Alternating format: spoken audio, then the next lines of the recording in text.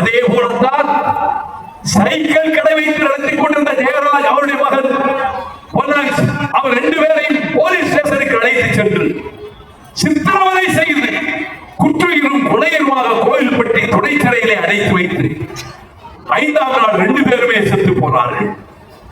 நீதிபதிகளை வணங்குகிறேன், பாராட்டுகிறேன். அந்த 10 பேருக்கு 2 மரண தண்டனை கொடுத்தீர்களே, உங்களை பாராட்டுகிறேன். அப்பீலிலே மாற்றப்படக்கூடாது. இப்பொழுது ஒரு 11 வயது வகுப்பு படிக்கிற ஒரு பெண் விளாத்திக்குளம் பகுதியிலே, குளத்தூர் பகுதியிலே கொடூரமாக கொல்லப்பட்டு விட்டாள் என்று கேள்விப்பட்டு அந்த வீட்டுக்கு காலை 9 மணிக்கு போனேன். அந்த வீட்டில் ஃபேன் கிடையாது, கட்டில் கிடையாது, கழிப்பறை கிடையாது. 2 பெண் பிள்ளைகள்.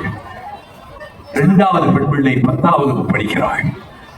அவள் சிறுநீர் கழிப்பதற்காக வெளியே போனாள். திரும்பி வரவே இல்லை. பதறி போன தாயிரத்தை போலீஸ் ஸ்டேஷனுக்கு போனார்கள். காலையில் வா என்று விரட்டி விட்டார். காலை போனார்கள். விளாத்திக்குளம் ஸ்டேஷனுக்கு போயிருந்தார்கள். அங்கு போனார்கள்.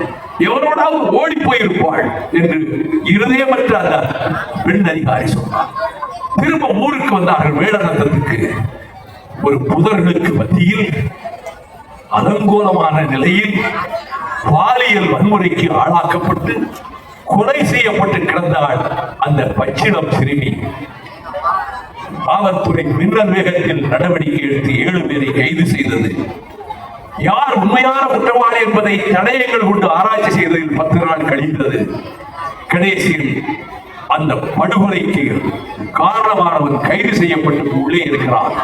ஆனால் நீதிபதிகளுக்கு சொல்லுகிறேன், அவன் இதற்கு முன்பு 2 பெண்களை இதே போல சீரழித்து கொலை செய்தவன் என்ற பிறகும் அவன் எப்படி வெளியே வர முடிந்தது? எப்படி ஜாமீனில் வந்தான்?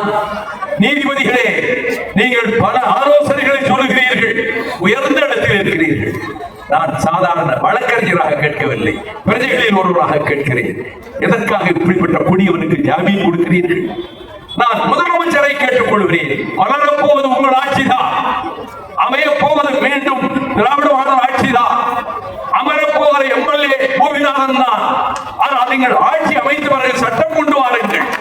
பெண் பிள்ளைகளை, பெண்களை இப்படி கொடூரமாக பலாத்கார பாலியல் வன்புறுத்தல் செய்து கொடுமை செய்தால் சாகும் வரை அவர் ஜெயிலை விட்டு வெளியே வராதவாறு ஆயுள் வரைந்த சிறை தண்டனை என்ற புதிய சட்டத்தை கொண்டு வாருங்கள். இப்பொழுது இருக்கிற சட்டங்கள் போதாது, அப்படிப்பட்ட சட்டங்களை கொண்டு வாருங்கள். இந்த தூத்துக்குடியிலே நடைபெற்ற சம்பவத்தை சொல்லிவிட்டு கோர்ட்லேயே சொன்னேன், மராட்டியர்களுக்கு நாங்கள் சளைத்தவர்களா? வீரமிக்க பரம்பரையிலே நாங்கள் வந்தவர்கள். ஆனால் நாங்கள் அமைதி காத்தோம். அந்த மராட்டியத்திலே இருந்து வந்து mister Fadnavis, mind your tongue, நாக்கை அடக்கி பேசு. நீ மராட்டியத்துக்கு முதலமைச்சராக இருக்கலாம், நீ தேவேந்திர பட்னாவிஸ் இருக்கலாம். இங்கே மதுரையில் உன்னுடைய கட்சி ஒரு கூட்டணி ஜெயித்தால்தான் மெட்ரோ ரயில் திட்டம் உண்டா? இல்லாவிட்டால் கிடையாதா? என்ன மிரட்டுகிறாயா? என்ன பிளாக்மெயில் செய்கிறாயா? உன்னுடைய கூட்டமே இதுதானா? மோடியின் கூட்டமே இதுதான் வேலையா? ஓட்டு போடாவிட்டால் திட்டம் தர மாட்டீர்களா? அப்படித்தான் இந்த 5 ஆண்டு காலம் தமிழ்நாட்டை வஞ்சித்தீர்கள். கொடுக்க வேண்டிய நிதியை கொடுக்காமல் வஞ்சகம் செய்தீர்கள். அனைத்தையும் தாங்கிக் கொண்டுதான் அத்தனை திட்டங்களை அடுக்கிக் கொண்டே போனால் மணிக்கணக்கில் அடுக்கிக் கொண்டு போகலாம்.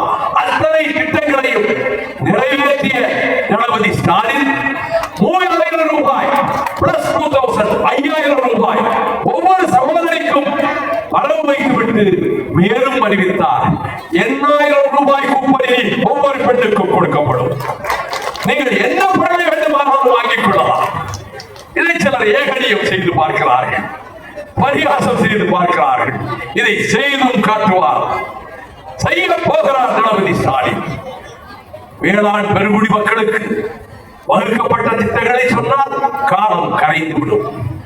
அனைத்து தரப்பினருக்கும் நலன் காக்கும் திட்டங்களை, மருத்துவம் தரும் திட்டங்களை, சின்ன பச்சிளம் பிள்ளைகளை 10 மாதம் வயிற்றிலே சுமந்து அது மணலை பேசுகிற வேளையிலே குழல் இனிது யாழ் இனிது என்பத மக்கள் மணலை சொல் கேளாதவர் என்று இட்டும் தொட்டும் கவியும் துளந்தும் மெய்யுடைய எடிசில் மெய்பட விதிர்க்கும் மயக்கூர் மக்களை பெற்ற தாய்மார்கள் அந்த பச்சை குழந்தை 5 வயது ஆகிற போது பள்ளிக்கூடத்துக்கு அனுப்ப வேண்டுமே, காலையில் உணவு தயாரிக்க வசதி இல்லையே, வேலைக்கும் நான் போக வேண்டுமே என்று லட்சம் தாய்மார்கள் மனம் பதறுவதை மனக்கண்ணிலே எண்ணி பார்த்த முதலமைச்சர் ஸ்டாலின் அந்த தாய்மார்கள் கண்ணீரை துடைக்க வேண்டும் என்பதற்காக, இனி கவலைப்பட வேண்டாம் தாயே, உன் பிள்ளையை பள்ளிக்கூடத்துக்கு அனுப்பு, அங்கே சுவையான உணவு காலையிலே அவளுக்கு வழங்க காத்திருக்கிறது என்னுடைய அரசு என்று அறிவித்தாரே, உங்கள் நெஞ்சிலே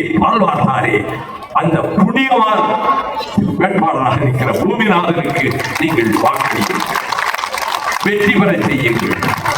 வெற்றி பெறுவார் என்ற நம்பிக்கை எனக்கு உண்டு.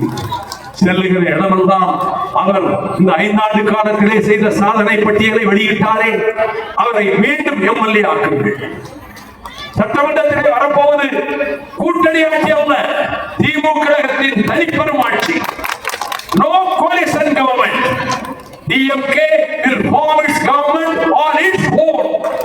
தங்களுக்கு கிடைக்கிற பெரும்பான்மையை வைத்து அரசமைப்பது திராவிட முன்னேற்ற கழகம்.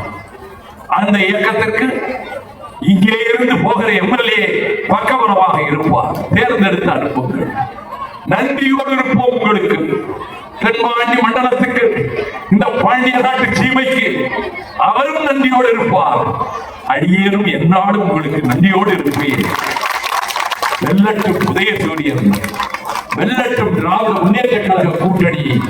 அமைதி காத்து எளியவன் பேச்சை இவ்வளவு நேரம் உட்கார்ந்த இடத்தை விட்டு எழாமல் அமர்ந்திருந்து கேட்ட என் தாய் குழுவை, என் அன்பை தாய்மார்களே, உங்கள் காலடிகளை தொட்டு வணங்கி நன்றி. வாசகரை உடனே விடுதலை செய் என்ற கட்டளை பிறப்பிக்கப்பட, நரியை பரியாக்கி பரியை நரியாக்கிய மாணவி சென்று சிதம்பரம் வரையிலே சென்று அங்கே பொன்னம்பலத்திலே மாமதுரை.